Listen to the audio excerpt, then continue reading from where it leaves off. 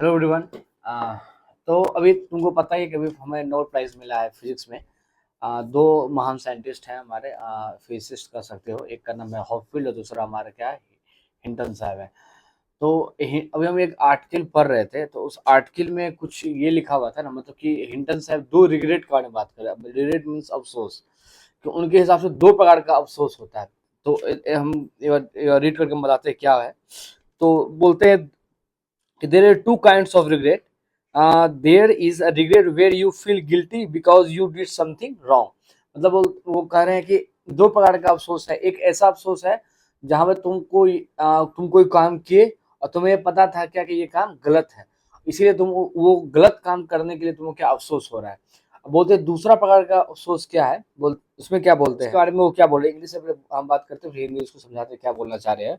तो वो बोलना चाह रहे हैं कि then there are regret where you did something that you would do again in the same circumstances. बोलता है कि एक ऐसा अफसोस है जो तुम एक पर्टिकुलर काम कर रहे हो और वो सेम सर्कमस्टेंस तुम फिर से वही काम करोगे, ठीक है, लेकिन but it may in the end not turn out well. मतलब कि बाद में उसका जो अंतिम परिणाम होगा, हो सकता है उसका अंतिम परिणाम सही ना हो, ठीक है।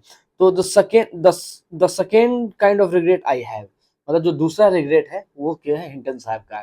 मतलब हम एक समरी बताए, हिंटन साहब बोले दो प्रकार का अफसोस है। एक अफसोस है कि तुम जान रहे हो काम गलत है और तुम उस काम को करते हो, तो तुमको अफसोस है नहीं नहीं हमको ये काम नहीं करना चाहिए। और हिंटन साहब क्या बोलते हैं, दूसरा रिग्रेट ऐसा होता है जहाँ पे तुम काम करते हो और सेम सरकमस्टांस में, सेम परिस्थिति में फिर तुम वही काम करोगे, लेकिन उसका जो रिजल्ट है तुमको अनुमान है कि हो सकता है उसका रिजल्ट क्या हो, सही ना हो। वो ये दूसरा प्रकार का जो अफसोस है वो हिंटन साहब का क्यों है, क्योंकि हिंटन साहब को जिस चीज में नोबेल प्राइज मिला है एआई में, और हॉपफील्ड है, और इन दोनों को मिलकर क्या किया कि एआई के मदद से एक मशीन जो है ह्यूमन की तरह सोचेगा। तो उसका ऐसा मानना है कि वो इस फील्ड पे काम कर रहे हैं, लेकिन उनका ऐसा मानना है कि हो सकता है कि जो मेरा काम है कुछ ज्यादा ही ऐसा हो जाए कि जो मशीन है वो हमसे ज्यादा इंटेलिजेंट हो जाए, हमसे ज्यादा बुद्धिमान हो जाए और हम पे ही हावी हो जाए, हम उस पर कंट्रोल ना करें। और यदि इस केस में यदि हम लोग मशीन पे कंट्रोल नहीं कर पाएंगे तो हो सकता है कि ये मानव सभ्यता को एक तरह से विनाश भी कर सकता है। तो जैसे एक मूवी था ना, रोबोट मूवी, जिसमें खतरनाक सा मतलब देखा था कि कंट्रोल से बाहर हो गया था रोबोट, चिट्टी नाम था, तो क्या तबाही मचाया था। उस प्रकार ये सोचो, यदि रोबोट या कोई भी ऐसा मशीन या कंप्यूटर जो ह्यूमन की तरह सोचता है और वो ह्यूमन माइंड से ज्यादा इंटेलिजेंट हो और वो हमारे कंट्रोल से भी बाहर हो जाए, तो उस परिस्थिति में क्या होगा।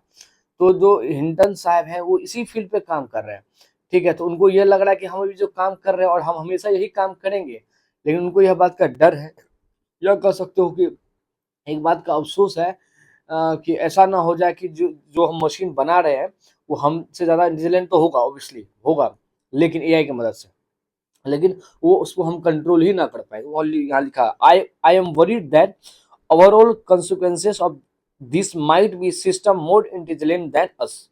मतलब ये जो कॉन्सिक्वेंस हो रहा है इसके हो सकता है कि जो सिस्टम बना रहे हैं वो हमसे ज्यादा क्या हो, इंटेलिजेंट हो, बुद्धिमान हो हमसे ज्यादा, ठीक है।